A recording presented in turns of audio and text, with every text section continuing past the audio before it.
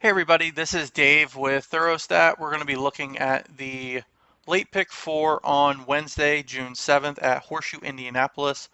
This sequence is a little off only because Horseshoe, if you don't follow it pretty consistently, runs a quarter horse race or races at the later part of the card. Typically, the late pick four is the last four races.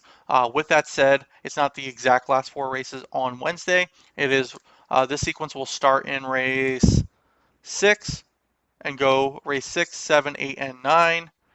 With that said, I'm going to make me a little bit smaller here so we can look at the sequence. We have a $60 recommended ticket for the 7th on Wednesday at Horseshoe Indianapolis, races 6, 7, 8, and 9. If you don't play consistently the pick four, this sequence is a 50-cent base wager. So each horse you select will be 50 cents, or each bet selection will be 50 cents. So if you had one horse in each one of these races, it would be a 50-cent ticket. One by one by one by one gives you 50 cents. We have a $60 ticket. How you get that is we've got 5 horses by 2 horses by 4 horses by 3 horses. So multiplication 5 times 2 times 4 times 3 times 50 cents, 0.5 gets you $60. It's 120 different bets that could come out of this ticket.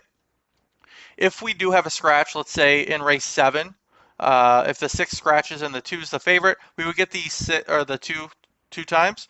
For some reason, the 6 scratches and the 1's the favorite, we would have the 1 and the 2 at post time if you played this with all these horses this way. If you get to the point of playing it and one of these horses scratch in any of these legs, it'll just take off that multiplication. So take one of the horses out, and instead of the $60 ticket, if the 6 scratch, it'd be a $30 ticket. So just the multiplication is there. I'm going to only dive into the legs where I've actually made some decisions on some horses. So races 7 and 9, I'm going to spend a little bit more time on. But each one of these races is considered a leg. It is a 4-leg wager. Race 6, leg 1. Race 7, leg 2. Race 8, leg 3. Race 9, leg 4. You may hear me use those interchangeably. That is why. We're going to start right out though. Race 6, leg 1. We've got a mile and a 16th maiden special weight on the turf at Horseshoe Indianapolis on Wednesday. The 1, 5, 7, and 11 are all the late speed in this race. I don't see how any of the early speed does hang on for a piece of this. There's really no other class to write home about in this race. So the 1, 5, 7, and 11 are all the late runners that will be coming late in this maiden special race weight.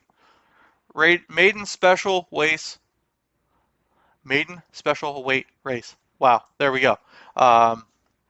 The 3 is one that sticks out to me a little bit more. I'm going to spend a couple more minutes on this because the 3 in this maiden special, second off of a layoff, coming in from Pimlico, and had a bullet workout prior to that race. Actually, 2 bullet workouts. One was a 1 of 31, but a second time Lasix. This horse may not have handled the Lasix too well.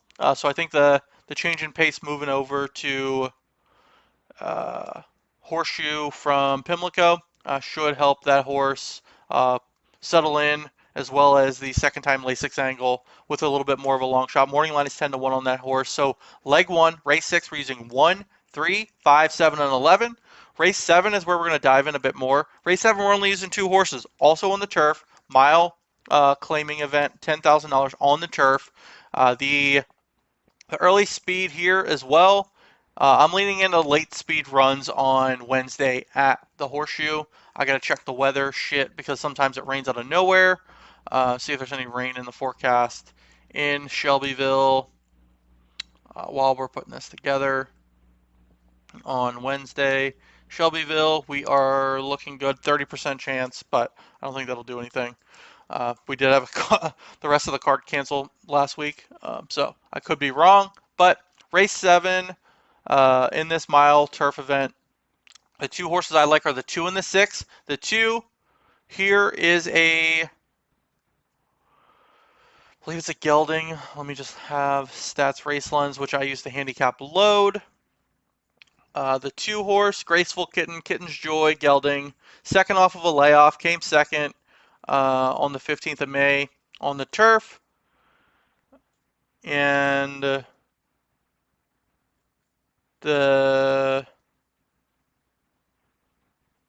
looks like it had to go kind of wide. Went 5 wide and lost by a length. So I like this horse to be able to, if it could stay clear and not have to deal with that traffic, should um, pass this field on the front end. I don't like any of the front end speed in this race, or even, quite frankly, the race prior. We're going to use the 6 Deuteronomy, Deuteronomy Strong. This horse is third off of a layoff, switching from the dirt to the turf, switching from a sprint to a route, going sprint route.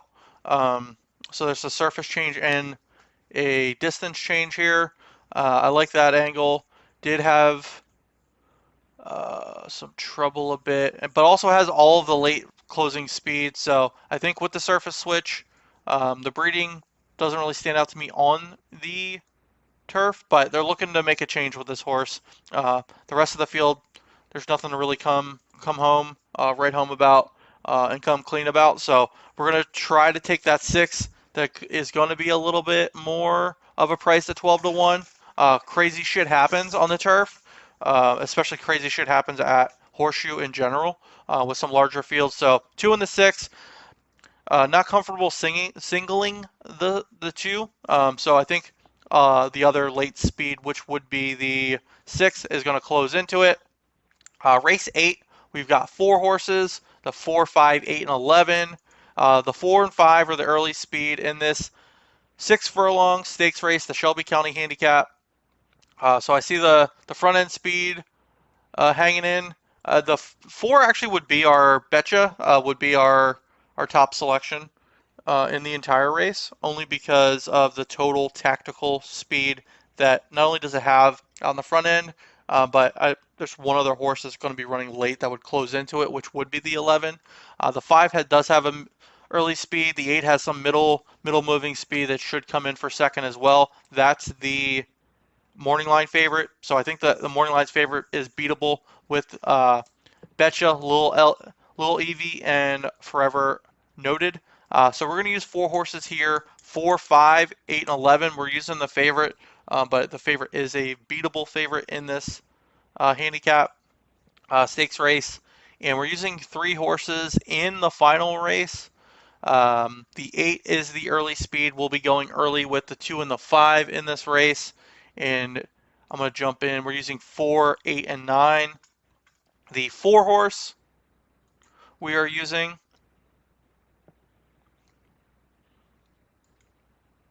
Manuelito, third off of a layoff, came third last out with McKenna Anderson aboard, lost by 5.5 lengths, and is running back about 2 weeks rest. Has all the late speed. Is this 4, but is third off of a layoff. The 8, Tay, is a little bit more of a long shot price.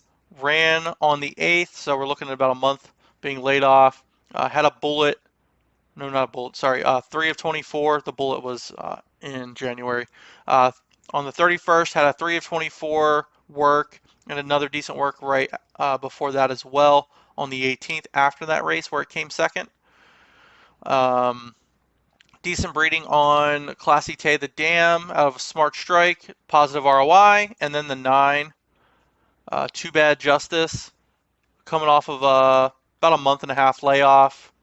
Horse for the course because it has won 3 of 13 times at Indy Grand, Horseshoe Indianapolis, and actually 12 of 13 in the money. So the 9 is going to be pretty tough to beat and is a late runner as well, along with his 4. So we're going to use 4, 8, and 9 to round out our sequence here. $60 ticket. Once again, we have in race 6, 1, 3, 5, 7, and 11. Race 7, we've got 2 and 6.